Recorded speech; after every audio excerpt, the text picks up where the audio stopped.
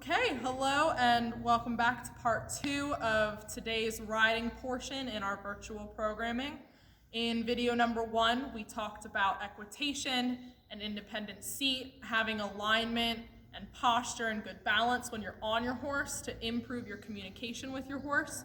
And then we finished that first video by talking about ways to practice heels down, ways to make sure that we are upright, strength training a little bit at the end there. What I want you to do is practice all of those things in front of a mirror so that you are getting feedback visually, since there's no one there to give you verbal feedback. If there is someone there, use them.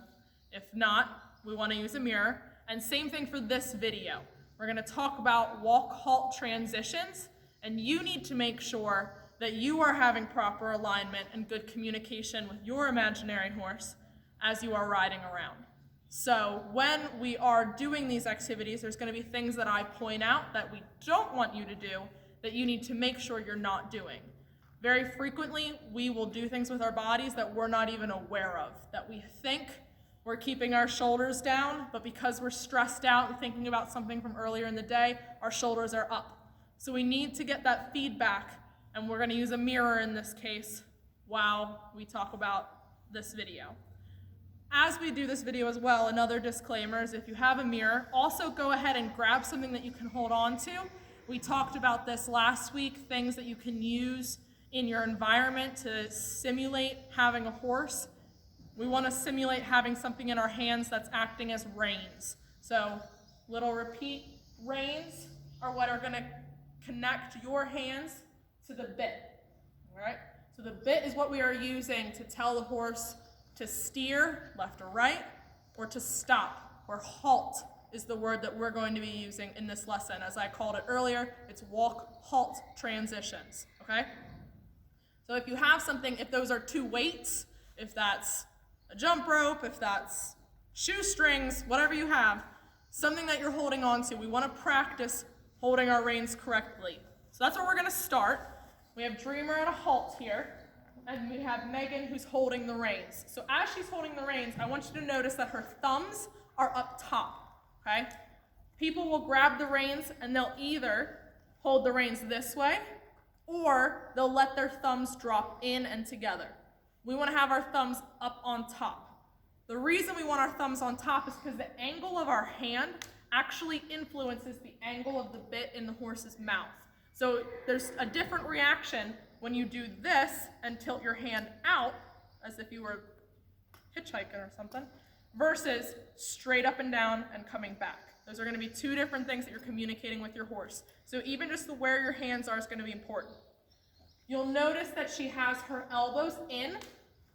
Elbows are not out, so they're sitting in on her sides. Her shoulders are down and back. We don't want to be hunching forward and bringing our elbows into our stomach. We're keeping our shoulders up and back, elbows in. Your hands are going to be below the level of your belly button, but not sitting on your lap, okay? So there's this small little box that we keep our hands in, okay? It's going to look like this from the front, looks like this from the side, okay? So where our hands are is always going to be important when we're communicating with our horse what we want them to do. We're going to talk about walk-halt, and then we're going to move forward. So if you want your horse to walk, what you want to do is squeeze your calf against your horse's barrel. So if you didn't already watch the video about horse parts, this would be a good time to go watch that video. If you did watch it, then you know that the barrel is this section of the horse right here, the rib cage. It's nice and round. So your upper calf is going to squeeze on the horse's barrel until the horse moves. If the horse doesn't move, you squeeze harder, you give a louder cue so that your horse listens and follows through on that command. Since you do not have a horse though, something that you can try at home is either bringing your heels together, okay?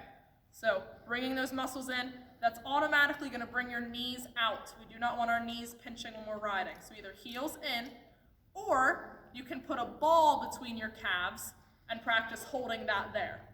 You can squeeze the ball, but that's going to help build up those calf muscles. It's also going to help build up your adductors, which you use a lot when you're horseback riding. So that's going to ask the horse to walk. When you ask the horse to halt, this is where things get a little bit trickier. This is when you need the mirror. When you want the horse to halt, both hands, keeping the thumbs on top and the elbows in, will come back to your hips. So either pocket, belt loop, but it's straight back. Okay? Now Dreamer's already stopped, so we're not going to make him do anything like that. But part of what we talked about in the last video was your reins having a nice straight line, that hip, wrist, bit alignment, because if your reins are super loose, in order to pull back and get your horse to stop, your hands are going to have to either go behind you or they're going to come up above your belly button towards your armpits. Both of those are no-nos. We don't want to do that. So our hands are going to come straight back, making contact. So that's that tight rein that you have with your horse's mouth to ask them to halt. Okay? So what we're going to do is we're going to walk around this arena. You may notice in the background there are letters on the wall. We're going to halt and then walk on at every letter. Gayle here is going to demonstrate what you should look like at home off the horse, and Megan is going to demonstrate it on the horse so you can see how she's communicating with Dreamer while we ride around the arena. Okay? We'll let Dreamer walk on and get on the wall, and we'll start down in this corner over here. So initially, Megan's going to squeeze with her calf, ask Dreamer to walk on. He moves off. When we get to the letter M, Dreamer will be on the wall again, and Megan's going to pull her hands directly back to her hips until he halts.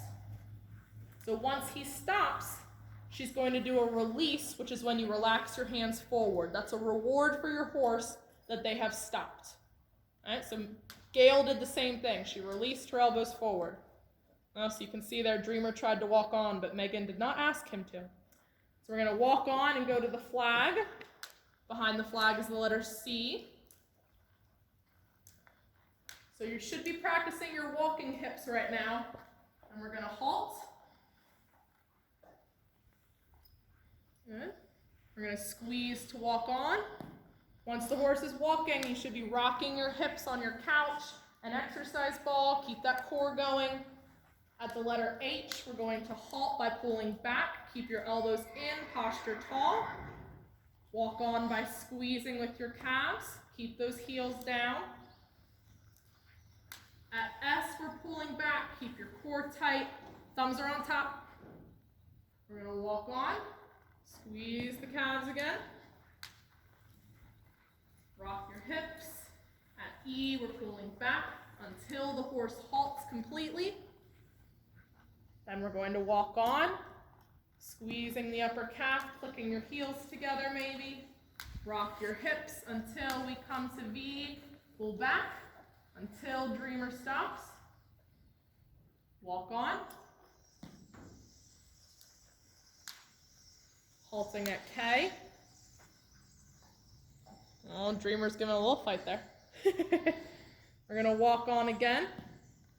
You'll notice that as Dreamer's walking, Megan's letting her hands stay relaxed so that Dreamer can move forward freely.